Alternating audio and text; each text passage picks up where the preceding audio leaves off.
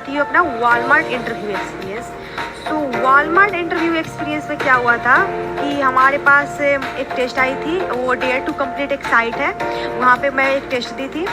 वो test fully MCQ based test था and 30 minute की वो टेस्ट थी। तो 30 मिनट का वो टेस्ट देने के बाद मेरा वो टेस्ट क्लियर हो गया था। वो 30 मिनट के टेस्ट में ओनली कंप्यूटर फंडामेंटल, थोड़ा बहुत एप्टीट्यूड एंड यही सब क्वेश्चन था, इजी क्वेश्चन था। वो 30 मिनट का टेस्ट क्लियर होने के बाद कोडिंग हुई थी। कोडिंग राउंड में 2 क्वेश्चन था, DSA बेस्ड क्वेश्चन था, लेकिन दोनों क्वेश्चन यूनिक थे। ऐसा नहीं था कि क्वेश्चन आपको ढूंढने पे नेट पे मिल जाएगा, लेकिन बहुत सारी कंपनी ये करती है कि जो लीड कोड ये सब का क्वेश्चन है उसी को थोड़ा मॉडिफाई करके दे देती है, लेकिन ये क्वेश्चन बिल्कुल यूनिक था। लेकिन एक क्वेश्चन था मीडियम लेवल का और एक क्वेश्चन आप बोल सकते हो मीडियम से हार्ड लेवल का। लेकिन ये मेरे सेट में ना मीडियम से हार्ड लेवल क्वेश्चन आया था, लेकिन बहुत सारे स्टूडेंट के केस में क्या हुआ था कि उनके केस में जो दूसरा क्वेश्चन था वो हार्ड लेवल का था एंड काफ़ी अच्छा क्वेश्चन था दूसरा क्वेश्चन। सो ये पूरे दिन ये टेस्ट चली थी एंड बहुत सारे सेट थे इसके अराउंड, बहुत सारे सेट थे, मुझे नहीं पता कितने सेट थे एंड सारे सेट में क्वेश्चन डिफरेंट आ रहे थे। तो इसमें बेस्ट पार्ट ये था कि क्वेश्चन यूनिक पूछे थे, क्योंकि होता क्या है ना कि अगर क्वेश्चन कंपनी जो लाइक क्वेश्चन यही गिक्स एंड लीड कोड का मॉडिफाइड रहता है तो बहुत सारे स्टूडेंट कर लेते हैं, बाद में कुछ अलग ही फैक्टर से रेज्यूमे शॉर्टलिस्ट ये सब करके स्टूडेंट शॉर्टलिस्ट होते हैं इंटरव्यू के लिए।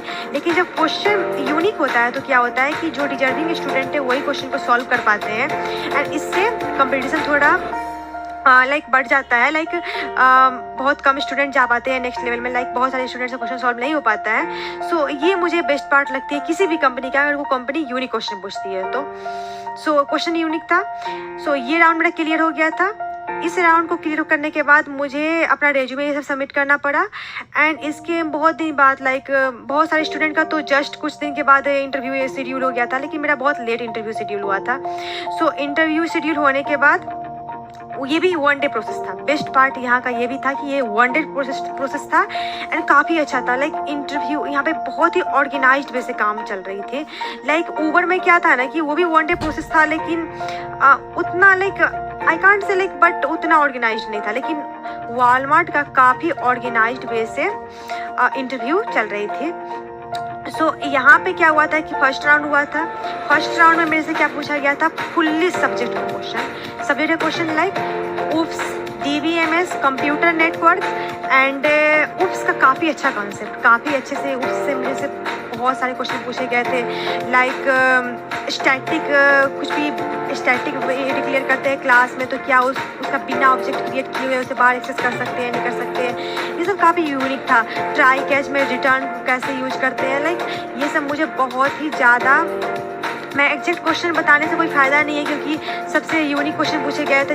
मैं अपने जो फ्रेंड से पूछी थी जो पहले इंटरव्यू दे चुकी थी, वो लोग से क्वेश्चन जो पूछा गया था वो सेम क्वेश्चन मेरे से नहीं पूछा गया था, तो कोई फ़ायदा नहीं है कि क्वेश्चन मैं आपको बताती हूँ कि क्या क्वेश्चन पूछा गया था। सो क्वेश्चन यूनिक थे, क्वेश्चन यूनिक तो इसमें क्या ही होगा, लेकिन यही था कि ऐसा नहीं था कि सबसे सेम क्वेश्चन पूछा जा रहा है, ऐसे कोई भी इंटरव्यू में नहीं होता है। सो ये पूरा सब्जेक्टिव इंटरव्यू था, आप कह सकते हो। पूरे इंटरव्यू में ओनली सब्जेक्ट से रिलेटेड क्वेश्चन पूछा गया था, कोडिंग नहीं था। लेकिन मेरा सब्जेक्ट उतना भी अच्छा नहीं था और मैं क्या करी थी ना, उससे पहले ही अपना सब्जेक्ट रिवाइज की थी। आप टेक यू फॉरवर्ड के चैनल पे देख सकते हो, वो एक सीट बनाए हैं जिसमें कि वो पूरा ओनली ये बताए हैं कि आप कौन कौन सा इम्पोर्टेंट सब्जेक्टिव क्वेश्चन आप रिवाइज कर लो। एंड मेरे इंटरव्यू से ठीक 1 डे पहले, 1 या 2 डे पहले वो सीट बनाए थे और मैं क्या की थी, वो सीट के जितने क्वेश्चन है ना सबका नोट्स बना ली थी। मैं एक डायरी बनाई, उसमें सारे क्वेश्चन को लिखी है, उसके नीचे उसका मोस्ट ऑप्टिमल नहीं मोस्ट परफेक्ट जो आंसर होगा सो मैं लिख ली थी। सो मुझे नहीं पता था कि मेरा इंटरव्यू शेड्यूल होने वाला है, लेकिन मैं फिर भी अपना रिवाइज करने के लिए लिख ली थी एंड होपफुली मेरा इंटरव्यू शेड्यूल हो गया एंड मैं जो वो 2 दिन के अंदर में जो भी नोट्स बनाई थी उसका बेस्ट यूटिलाइजेशन हो गया यहाँ पे एंड ये मेरा राउंड क्लियर हो गया। सब्जेक्टिव क्वेश्चन ओनली रहता है, ये आप क्लियर कर लो। उसके बाद नेक्स्ट राउंड जो था वो DSA मेरा बेस्ट राउंड था एंड सबसे इम्पोर्टेंट बात ये था कि इस राउंड में मेरे से 6 क्वेश्चन पूछा गया था। सो 6 क्वेश्चन पूछा गया था। 3 क्वेश्चन था मेरा DSA बेस्ड एंड 3 क्वेश्चन था मेरा ये query, like SQL query, MySQL का क्यूरी लिखना होता है। ये क्वेश्चन था मेरा 3 क्वेश्चन। तो DSA क्वेश्चन में क्या था ना कि मुझे क्वेश्चन पूछा गया था, वो क्वेश्चन मतलब medium level leet code question था एंड एक hard level leet code question था। तो पहले जो क्वेश्चन था वो medium level leet code question था, वो मैं तुरंत बता दी थी। लाइक मुझे तुरंत नहीं बताना चाहिए था, मुझे थोड़ा सा उसका ये करना चाहिए था, लाइक थोड़ा सा कुछ बताना चाहिए था, लेकिन मैं तुरंत बता दी। पता नहीं क्या चल रहा था, लेकिन मैं तुरंत बता दी। लाइक विदिन क्वेश्चन बताया, विदिन 5 मिनट मैं सॉल्यूशन को बता दी थी, टाइप करके क्वेश्चन ही बता दी थी उनको, पूरा कोड भी कर दी थी। तो इसमें क्या हुआ था कि मेरा 2 क्वेश्चन बहुत जल्दी बन गया था। तो थर्ड क्वेश्चन मेरे से हार्ड क्वेश्चन पूछे थे, तो थर्ड क्वेश्चन भी मेरे से बन गया था। मतलब वो LeetCode medium to hard level question था, मीडियम से थोड़ा ऊपर, हार्ड से थोड़ा नीचे। सो ये क्वेश्चन था। एंड उसके बाद मेरे से एसक्यूएल क्यूरी पूछा गया। तो पहले मेरे को एसक्यूएल क्यूरी पूछा गया था, मैं पहले ही बोल दी थी कि मेरे मैं एसक्यूएल क्यूरी लिखे हुए मुझे 1 ईयर हो गया। मैं जब सिस्टम इंजीनियर स्पेशलिस्ट के लिए प्रिपरेशन करी थी इन्फोसिस के लिए, उसी टाइम मैं क्यूरी का प्रैक्टिस करी थी। एंड अराउंड 1 ईयर हो गया मेरे को क्यूरी लिखे हुए, मुझे कुछ नहीं याद था, बस मुझे कॉन्सेप्ट पता था। तो मुझे इंटरव्यूअर बोले कि ज़रूरी नहीं है, आप थोड़ा बहुत सिंटेंस गलत भी कर देते हो तो उतना कुछ फर्क नहीं पड़ेगा, मैं आपका बस लॉजिक एंड थॉट प्रोसेस देखना चाहता हूँ। सो ये बेस्ट पार्ट था। सो मेरे से क्वेश्चन पूछा गया था सेकेंड लार्जेस्ट एलिमेंट निकालने के लिए, लाइक सेकेंड लार्जेस्ट सैलरी निकालने के लिए। सो ये क्वेश्चन का मुझे पता था कैसे करते हैं, तो मैं ये बता दी थी, लेकिन इसमें भी मुझे प्रॉब्लम तो मतलब लिखने में, क्यूरी लिखने में हो सकता है कुछ मैं क्यूरी गलत लिखी हूँ। And second question inner join से क्वेश्चन था, ये इसमें भी मैं क्यूरी गलत लिखी हूँ, लाइक ऑन होता है ना, मैं इन कर दी थी वहाँ पे।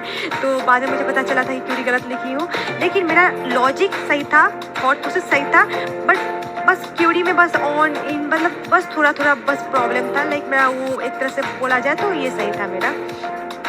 तो ये इंटरव्यू मेरा ख़त्म हो गया एंड ये इंटरव्यू में मैं सिलेक्ट हो गई। उसके बाद मेरा थर्ड इंटरव्यू हुआ था, वो कि लाइक मेरा जो फर्स्ट 2 इंटरव्यू था वो 45 मिनट का इंटरव्यू था।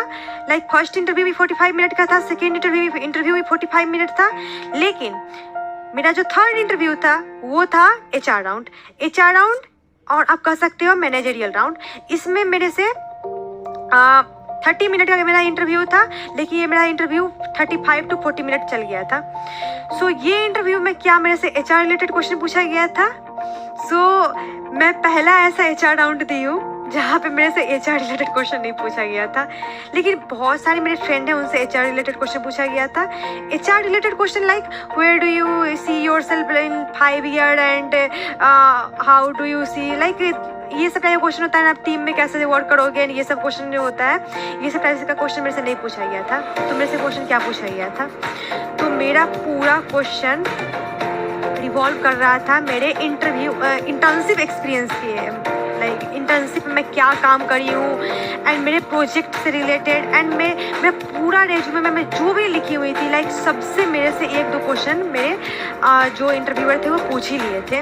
लाइक मैं वहाँ पे रिएक्ट भी लिखी हुई थी, एंगुलर में भी काम कर चुकी थी मैं, एंड मैं जावा भी लिखी हुई थी। तो मेरे से पूछा गया कि एंगुलर एंड रिएक्ट में क्या डिफरेंस होता है, मतलब कब एंगुलर यूज करना चाहिए, कब रिएक्ट यूज करना चाहिए। सो मेरे से इंटर्नशिप में जो काम करी हूँ उसका मेरे से पूछा गया था। लाइक मेरा जो कंपनी है ये फेमस है, ATM प्रोडक्ट बनाती है, लाइक ATM मशीन बनाती है। तो मेरे से पूछा गया था कि ATM मशीन का OSI लेवल क्या होता है। लाइक OSI जो होती है ना, नेटवर्किंग में जो आप पढ़े होंगे, सो आप OSI लेयर का सारा लेयर डिफाइन करो, जैसे कि एप्लीकेशन लेयर हो गया, सेशन लेयर हो गया, प्रेजेंटेशन लेयर हो गया। सो आप ATM मशीन को रेफरेंस में लेते हुए बताओ कि एप्लीकेशन लेयर में क्या आएगा, प्रेजेंटेशन लेयर में क्या आएगा, सेशन लेयर में क्या आएगा। ये मुझे पूछा गया था। ये मैं आंसर तो दे दी थी, लेकिन उतना परफेक्ट मेरा आंसर नहीं था ये। सो मुझे ये बहुत डर लग रहा था इस राउंड के लिए कि ये मेरा क्लियर होगा या नहीं होगा, क्योंकि मैं ये परफेक्ट आंसर इसका नहीं दी थी, लेकिन मैं आंसर दी थी। लाइक ये बहुत ही यूनिक क्वेश्चन, आप कहीं नहीं ऐसा सुने होंगे कि आपसे पूछा जाता है कि ये लो प्रोडक्ट एंड इसका OSI लेयर बताओ। लाइक एप्लीकेशन लेयर में क्या आ रहा है, प्रेजेंटेशन लेयर में क्या आ रहा है, ये सब क्या आ रहा है। तो मैं उसमें बहुत ही पैनिक कर गई थी। सो मैं एक तरह से जो मैं जितना अपना दे सकती थी, जितना अपना बेस्ट दे सकती थी, उतना भी मैं अपना बेस्ट नहीं दे पाई थी। लेकिन होपफुली मेरा ये भी राउंड क्लियर हो गया। मेरा फर्स्ट 2 राउंड काफ़ी अच्छा गया था, लेकिन सबसे ज़्यादा डर मुझे इसी राउंड के लिए लगा था, लेकिन मेरा ये भी राउंड क्लियर हो गया। So that's all about my Walmart interview experience. मेरा ये 3 इंटरव्यू में ना मुझे बहुत ही ज़्यादा ऐसा लगा था कि मैं सिलेक्ट हो रही हूँ, सिलेक्ट नहीं हो रही हूँ। बहुत ही ज़्यादा एक टेंशन वाला माहौल क्रिएट हो गया था। लेकिन आप अगर मैं अपना पूरा मेरा पूरा कॉलेज ख़त्म हो गया है, मैं पूरा 4th ईयर मेरा कंप्लीट हो गया है। मैं बस एक कंक्लूजन बताना चाहती हूँ। अगर आप रेगुलरली एंड कंसिस्टेंसी के साथ आप कोई भी वर्क करते हो तो एंड रिजल्ट अच्छा ही होता है। मैं अपना एक बहुत ही जो मेरे लिए एक बहुत ही मायने रखता है, मैं शेयर करना चाहती हूँ। मेरा जो ये सिलेक्शन था, ये मेरे कॉलेज का अब तक की हिस्ट्री का हाईएस्ट प्लेसमेंट था। मुझे इतना अच्छा फील हुआ। मेरे को सारे प्रोफेसर, सारे फैकल्टी लोग कंग्रेचुलेट कर रहे हैं। ये अलग लेवल का फीलिंग होता है। एंड आज अभी कुछ दिनों में जो मैं ये फीलिंग गेन कर रही हूँ ना, अभी मैं वो सब कुछ भूल गई। जब मेरे फ्रेंड लोग ट्रिप पे जा रहे थे और मैं हॉस्टल में बैठ के पढ़ती थी, जब मेरे फ्रेंड लोग बर्थडे पार्टी सेलिब्रेट करते थे, उस टाइम में भी मैं स्टडी रूम में पढ़ती रहती थी। मेरा स्टडी रूम ऐसा था ना कि मेरा फर्स्ट होम था study room and second home मेरा रूम था। मेरे फ्रेंड लोग ये बात बोल करके चिढ़ाते भी थे कि तुम्हारा रूम ये थोड़ी ना, तुम तो अपने रूम पे जाओ, जो कि मेरा स्टडी रूम मेरा रूम था। जब मैं सारे स्टूडेंट इंजॉय कर रहे हैं, हमारे यहाँ कल्चरल फेस्ट चल रहा है, उस दिन ही मैं नाइट में जाती थी इंजॉय करने, लेकिन मैं दिन भर बैठ के कोडिंग करती थी, जो भी मैं अपना एक्सप्लोर करती थी। इतने दिनों में मैं जितना सेक्रीफाइस करी थी प्रिपरेशन के लिए, अपना बेस्ट देने के लिए, ये सारे का ना मेरे को रिजल्ट दिखा। जब मेरे को सारे फैकल्टी सबसे बेस्ट पार्ट ये होता है ना कि आपके फैकल्टी आपको कंग्रेचुलेट कर रहे हैं और आपको बोल रहे हैं कि दे आर फीलिंग प्राउड। मेरे अचीवमेंट के कारण वो प्राउड फील कर रहे हैं। कितनी बड़ी बात होती है। ये मुझे बहुत ही ज़्यादा, मैं इसे वर्ड में एक्सप्लेन नहीं कर सकती हूँ जितना ज़्यादा मुझे ये फील हुआ है। ये मेरा बेस्ट एक्सपीरियंस था कॉलेज के लास्ट 4 ईयर का।